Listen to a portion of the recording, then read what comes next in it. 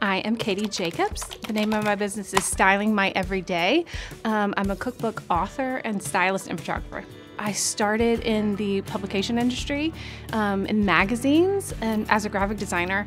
So that was a really incredible background to what I do now, which it's kind of moved into food styling, photography, book publishing, and that kind of thing. So I style a lot of photo shoots for magazines. I do a lot of photography work for book publications, and then I'm an author of my own two cookbooks. Right when I got out of college, I really wanted to go into the magazine world. I loved magazines. I collected magazines. So I started a small magazine in Franklin, Tennessee, and then moved to Nashville Lifestyles and worked up to be the creative director there. And I loved it, but it was just exceptionally corporate. But my magazine was owned by Gannett, that owns the Tennessean.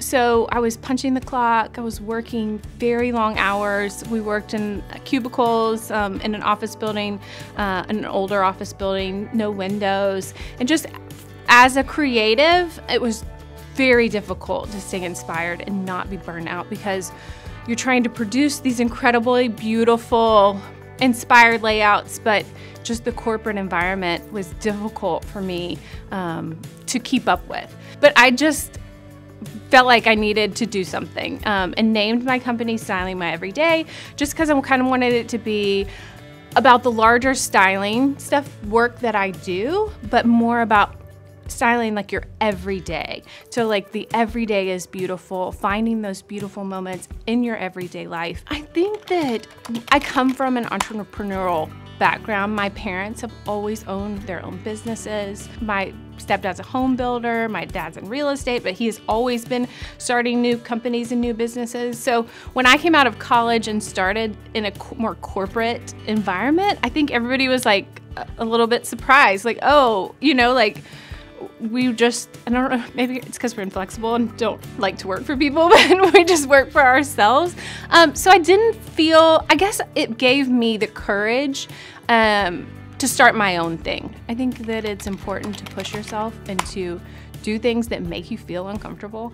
And as a younger person, you kind of shy away from those things. Like, don't put yourself in uncomfortable situations. You kind of want to stay in your lane.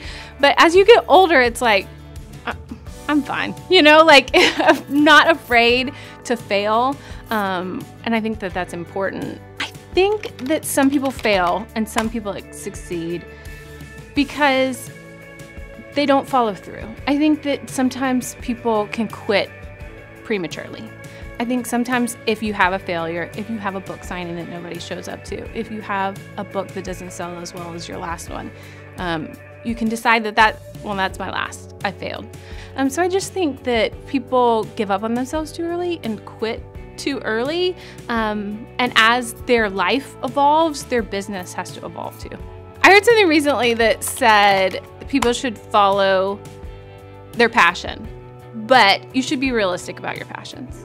So I feel like a lot of people that go into starting a business solely rely on passion and not look at purpose and maybe what they're really good at.